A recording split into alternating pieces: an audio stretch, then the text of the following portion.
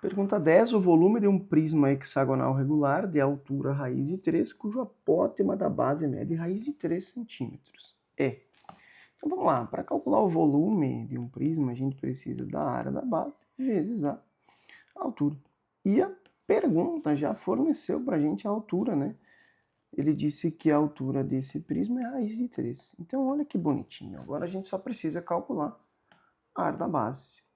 Certo? Então eu deixei desenhado aqui um hexágono regular, né?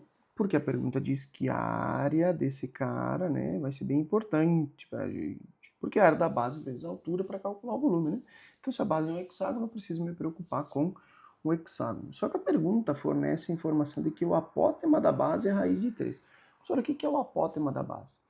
É a reta que liga o centro dessa base, né, o centro desse polígono, com a metade do lado oposto, certo? Ou a metade do lado, sei lá como se prefere chamar, certo? E aí, obrigatoriamente, esse cara vai ser a altura do triângulo equilátero, certo? Ou você pode, né, lembrando que aqui é raiz de 3, né, pelo que a gente acabou de ver, essa distância que eu acabei de marcar de verde aqui, certo? É raiz de 3. E aí eu preciso, de alguma forma, usar alguma artimanha, algum artifício aí, porque eu preciso calcular a área da base, né? E a gente precisa lembrar que a área da base do hexágono são 6 vezes lado ao quadrado, raiz de 3 sobre 4. Então eu preciso descobrir quem que é esse lado, afinal de contas, né? Esse lado inteiro aqui. Só que quando eu faço isso aqui, ó, quando eu traço esse apótema, obrigatoriamente, toda vez que eu faço isso, eu acabo dividindo o triângulo equilátero em duas partezinhas iguais. Então eu sei que desse ponto até a altura traçada, eu vou ter a metade do lado. Então se eu descobrir esse cara, que eu vou chamar de... posso chamar de x, ou de x sobre 2, né? Eu vou só arrastar para cá, então, ó, vamos usar uma fraçãozinha, depois eu volto para a área do volume, tá? A área da base, para depois calcular o volume. Então, ó, se inteiro mede lado, é o lado, né? Essa parte aqui, ó, é a metade, é lado sobre 2, certo? Assim como, se tudo aqui é lado, essa parte de cima aqui também vai ser lado, ó. Então eu posso, por exemplo, aqui aplicar o teorema de Pitágoras para descobrir quanto vale o lado.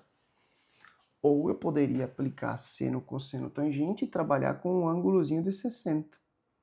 Até acho melhor trabalhar com seno, cosseno e tangente, um deles.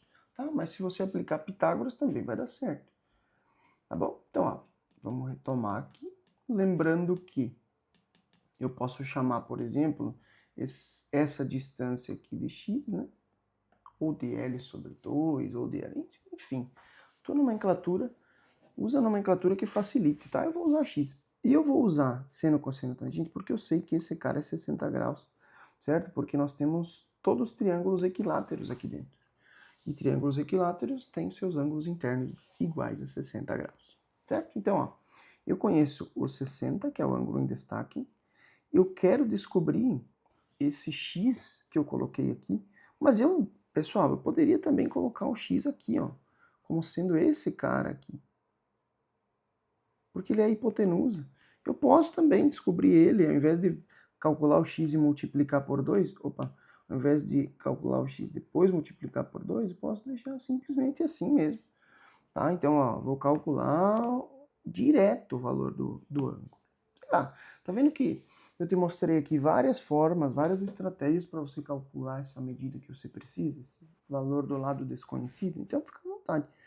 O cateto oposto é raiz de 3, né? Tá de frente para o ângulo em destaque. Aqui. E a gente tem que o x é a hipotenusa. Então, cateto oposto e hipotenusa. Hipotenusa é o x. Fórmula que usa cateto oposto e hipotenusa é o seno. Seno de 60 é igual ao cateto oposto sobre a hipotenusa. Seno de 60 é raiz de 3 sobre 2. Cateto oposto, raiz de 3 e hipotenusa x. Multiplicando cruzado, eu vou pegar esse aqui, ó, e vou arrastar para cá para ficar tudo do ladinho, tá?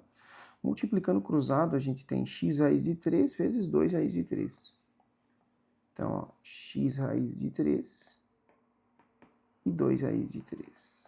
O que a gente pode fazer? Simplificar a raiz de 3 com raiz de 3. Então, a gente tem que o x vale 2 centímetros. Certo? Então, ó, por que é importante isso, né? Porque se esse cara é 2, obrigatoriamente esse cara também é 2 por ser um triângulo equilátero. Então, eu descobri que o lado do hexágono é de 2 centímetros. E aí eu volto para cá para calcular a área da base. Ó. Vou continuar fazendo essa parte de preto aqui, tá? A área da base é igual a 6 vezes. Agora eu sei que o lado mede 2. 2 ao quadrado, raiz de 3 sobre 4. A área da base, então, vai ser igual a 6 vezes 4, raiz de 3 sobre 4. Vamos simplificar, né? O 4 e o 4, sobra 6 raiz de 3. Então, a área da base é 6 raiz de 3. Certo? Aí eu vou trocar lá em cima, ó. 6 raiz de 3. Até aqui. Calculamos quase tudo. Certo? Ó, a área da base aqui bonitinho. Tudo é importante aqui, tá, gente? Eu vou calcular o volume no lado aqui, tá? Então vai ficar assim, ó. Vou trazer para cima. O volume vai ser 6 vezes a raiz de 9, né? Eu faço raiz de 3 vezes a raiz de 3, que é a raiz de 9. E a raiz de 9 é 3. E aí 6 vezes 3 vai dar 18. 18 centímetros cúbicos, que é o que a pergunta pede, né? O volume. Qual é o volume? Fechou? Essa é a nossa resposta. 18 raiz de 3. 18 centímetros cúbicos, né? Não tem raiz de 3, não. Letra A é a nossa resposta. Olha quantos cálculos a gente precisou fazer para calcular o volume desse prisma hexagonal. Certo? Letra A é a nossa resposta.